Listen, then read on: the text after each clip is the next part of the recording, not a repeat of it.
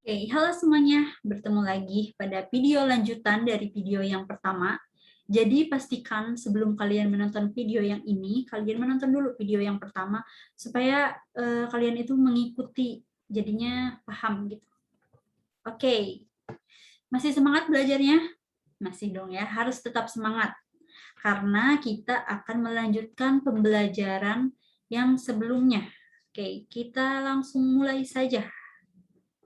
Kita buka PowerPoint-nya.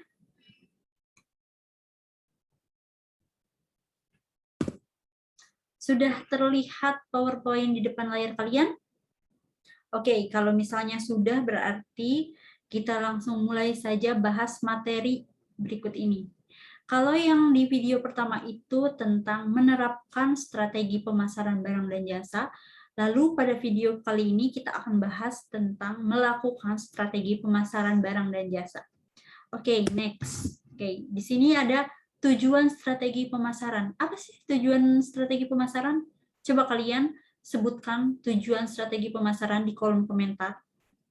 Menurut kalian saja, tujuan strategi pemasaran itu apa? Oke, lanjut. Alasan perusahaan tidak dapat menerapkan strategi yang sama pada produk. Kita tahu ya, produk yang satu dengan produk yang lain, strategi pemasarannya itu tidak bisa disamakan gitu. Apa sih alasan yang menyebabkan strategi tersebut tidak bisa diterapkan? Yang pertama ada siklus hidup produk. Oke, kalian lihat gambar di depan kalian ini ada yang namanya product life cycle atau siklus hidup produk. Di sini kita mulai dari tahap ini yang paling bawah, perkenalan dulu, lalu ke perkembangan, lalu ke tahap kedewasaan, terus ke penurunan. Oke, contohnya itu seperti handphone BlackBerry deh. Dulu itu pas ibu masih SMP tuh lagi booming-boomingnya pakai HP BlackBerry. Hampir semua teman-teman di kelas itu handphonenya BlackBerry. Awalnya nggak terkenal tuh si BlackBerry itu. Berarti pas awal-awal muncul itu berarti masuk ke tahap perkenalan. Terus berlanjut lagi ke tahap perkembangan. Lalu puncaknya ada di tahap kedewasaan, di mana semua orang itu tahu merek BlackBerry. Hampir semua orang juga pernah pakai produk BlackBerry. Nah, ternyata ada masanya si kedewasaan ini. Setelah melalui tahap kedewasaan, dia beralih ke tahap penurunan.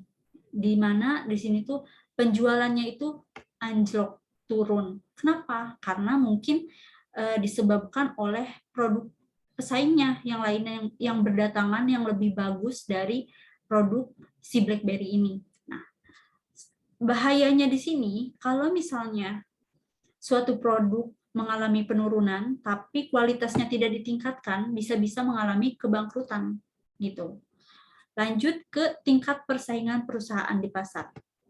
Kita tahu sendiri persaingan sekarang ini sangat ketat ya. Bahkan contohnya vaksin deh. Kalau nggak vaksin swab, itu pernah saya lihat samping-sampingan harga swab itu berbeda. Di sampingnya 70, di sampingnya lagi 90. Deket-deketan, itu namanya persaingan. Gitu. Terus keadaan ekonomi. Keadaan ekonomi kita lihat seperti sekarang ini, ekonomi kita sedang tidak baik-baik saja akibat pandemi yang berkepanjangan ya. Nah, ini juga mempengaruhi strategi pemasaran ya. Jadi pemasaran dulu sebelum terjadinya pandemi dengan pemasaran sekarang ini jelas berbeda gitu. Makanya tidak bisa disamakan. Oke, next. Ada fungsi dari strategi pemasaran. Yang pertama, koordinasi pemasaran yang lebih efektif dan terarah. Yang kedua, meningkatkan motivasi untuk berpikir ke depan. Yang ketiga, pengawasan kegiatan pemasaran. Yang terakhir, merumuskan tujuan perusahaan. Oke, kita lihat ya. Fungsi dari strategi pemasaran itu jelas nih untuk pengawasan. Jadi kalau misalnya si pemasaran ini tidak ada yang mengawasi, gimana? Tidak bisa dievaluasi.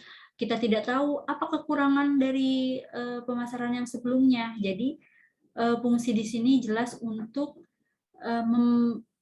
membuat lebih baik sistem pemasaran. Oke, next. Di sini ada faktor-faktor yang mempengaruhi strategi pemasaran. Yang pertama ada lingkungan mikro, dan yang kedua ada lingkungan makro. Oke, contoh lingkungan mikro ini lingkungan yang berkaitan langsung dengan perusahaan. Contohnya apa? Perusahaan itu sendiri ini. Terus ada konsumennya, ada pesaingnya, ada masyarakat umum, terus ada perantara seperti agent gitu dan lain-lain ya. Terus ada lingkungan makro, jadi lingkungan yang sebenarnya tidak berkaitan langsung, jadi di luar dari perusahaan. Contohnya itu ada lingkungan demografi. Ini kita lihat di sini ada piramida penduduk. Jadi maksudnya si penduduk ini bisa mempengaruhi si pemasaran. Contohnya di suatu daerah misalnya. Terus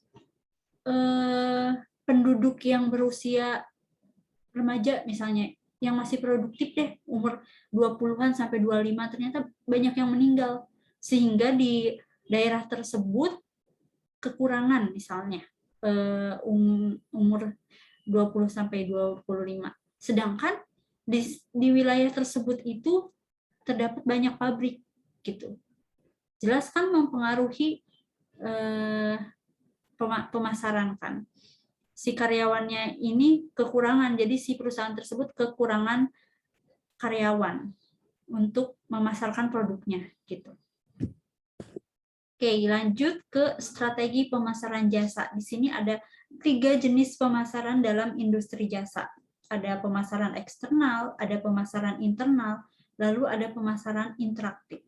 Pemasaran eksternal ini biasanya tahap persiapan, penentuan harga, gitu-gitu.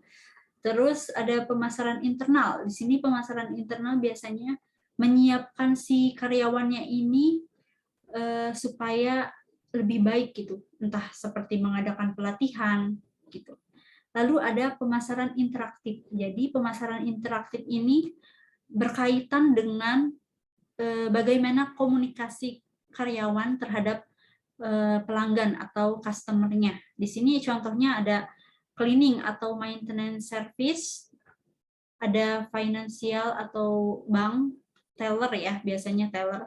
Terus ada restoran, biasa pelayan-pelayan restoran itu kan berkomunikasi langsung dengan konsumennya.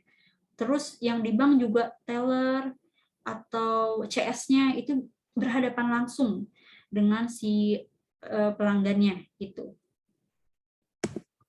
Lanjut, ini masih berkaitan mengenai pemasaran interaktif. Jadi di dalam pemasaran interaktif ini biasanya terjadi berbagai kesenjangan. Oke, dari kedua gambar tersebut nih di depan layar kalian. Kita ambil contoh dari yang pertama dulu deh. Ini ada karyawan di sebuah bengkel mobil. Nah, si karyawan ini menyangka atau mengira bahwa si konsumennya itu lebih mementingkan pengerjaan yang cepat gitu dibandingkan kualitasnya. Padahal si konsumen ini lebih mengharapkan kualitas yang bagus supaya tidak bolak-balik ke bengkel gitu.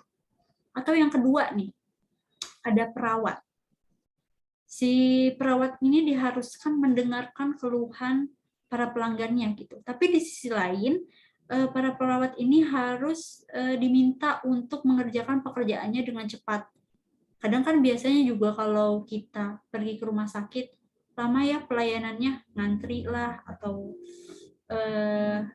dan yang kendala-kendala yang lain. Oke, lanjut ke strategi mengelola permintaan dan penawaran. Yang pertama ada mengelola permintaan jasa. Di sini ada beberapa hal yang bisa dilakukan. Yang pertama, tidak melakukan tindakan apapun. Nah, kalau misalkan tidak melakukan tindakan apapun, mungkin kemungkinan ada 3 yang akan terjadi. Yang pertama, permintaannya itu cukup. Yang kedua, permintaannya itu kurang. Yang ketiga, permintaannya itu berlebih karena dia tidak melakukan tindakan apapun. Jadi kemungkinan 3 yang bakal terjadi. Lalu yang kedua, meningkatkan permintaan. Nah, meningkatkan permintaan ini biasanya terjadi pada perusahaan jasa yang biasanya dipengaruhi oleh faktor musiman gitu. Misalnya contohnya tempat wisata atau hotel. Biasanya kan penuh di hari-hari tertentu gitu. Nah, makanya bisa dengan cara meningkatkan permintaan. Contohnya itu misal di tempat wisata di hari Sabtu dan Minggu itu tinggi, sedangkan di hari yang lainnya nggak tinggi. Nah, kita bisa meningkatkan permintaan dengan cara tiketnya itu diturunin. Jadi misalnya dari harga tiket hari Sabtu dan Minggu 100.000, mungkin di hari Senin sampai Jumat kita turunkan jadi 75.000 gitu. Atau kita turunkan jadi setengahnya sehingga mengundang minat para konsumen gitu atau pelanggan untuk datang ke tempat wisata atau hotel tersebut. Lalu mengurangi permintaan. Ini biasanya terjadi ketika permintaannya itu berlebihan dan stoknya itu tidak ada gitu. Maka bisa dengan cara mengurangi permintaan gitu. Nah, selain mengurangi permintaan di sini juga masih ada lagi yang lainnya seperti menyimpan permintaan dengan antrian. Saya pernah tuh contohnya ke dokter gigi dan di situ tuh dibatasin jadi perharinya hanya 10 antrian saja. Jadi jam 2 dibuka, terus yang datang ke situ dikasih nomor antrian. Kalau misalnya melebihi antrian itu tidak diterima dan diharuskan untuk datang keesokan harinya. Nah, ini contoh untuk mengurangi permintaan juga bisa ya. Terus selanjutnya bisa juga dengan membatasi antriannya itu kalau misalnya kita chat dulu. Misalnya kita chat dulu, ada nggak nih stoknya, masih melayani nggak gitu. Lanjut ke mengelola penawaran jasa. Yang pertama itu menggunakan jasa karyawan paruh waktu. Ini biasanya terjadi di restoran-restoran ya. Biasanya kalau misalnya menjelang hari raya atau hari-hari lainnya yang konsumen atau pelanggannya itu tinggi, biasanya perusahaan tersebut menggunakan jasa karyawan paruh waktu. Lalu yang kedua, melakukan pelatihan silang atau cross training terhadap karyawan. Ini biasanya sama sih kalau misalnya sedang rame tapi karyawannya kurang. Nah, ini bisa bertukar gitu antara tugas karyawan yang satu dengan tugas karyawan yang lain, bisa dilatih terus bisa tukeran. Misalnya yang suka ngecek ruangan, misalnya di hotel deh, yang suka ngecek ruangan hotel, kan itu cenderung nganggur ya, bisa mungkin ngebantu kasir di depan gitu. Terus yang selanjutnya, menyewa atau berbagi fasilitas dengan peralatan tambahan. Misalnya di restoran deh, restoran sedang penuh-penuhnya nih, terus kekurangan fasilitasnya. Nah, mereka tuh bisa menyewa peralatan tersebut supaya, kan kalau beli harganya pasti tinggi ya. Nah, kalau menyewa mungkin bisa lebih rendah gitu. Terus menjadwalkan aktivitas downtime selama periode permintaan rendah. Terus yang terakhir itu meningkatkan partisipasi para pelanggan. Nah, meningkatkan partisipasi para pelanggan ini contohnya bisa dengan kayak ke supermarket. Kan si pelanggannya itu bisa memilih berbagai kebutuhannya sendiri gitu. Jadi nggak harus si karyawannya ini yang selalu mengambilkan gitu. Atau kalau misalnya ke rumah sakit, biasanya disuruh mengisi formulir gitu, tapi diisinya bisa dengan pasien itu sendiri. Oke, sudah selesai penjelasan materi ini. Lanjut, kalian bisa lihat di depan kalian terpampang tulisan tugas. Jadi sebenarnya ini tugasnya nggak dikumpulin kok. Jadi silahkan pelajari latihan soal pilihan ganda pada halaman 64 sampai 66 dan halaman 97 sampai 100 dalam buku marketing berikut ini. Buku marketingnya ini. Kalau misalnya kalian belum punya bukunya, nanti bisa saya kirim PDF-nya untuk kalian pelajari. Tidak usah dikumpulkan, kalian pelajari saja soal-soalnya. Mungkin siapa tahu Jumat depan saya akan mengadakan kuis. Kalian sudah berlatih supaya nilainya tidak seperti kuis yang pertama ya. Oke, mungkin itu saja yang dapat saya sampaikan pada pertemuan hari ini. Kurang lebihnya mohon maaf. Wassalamualaikum warahmatullahi wabarakatuh.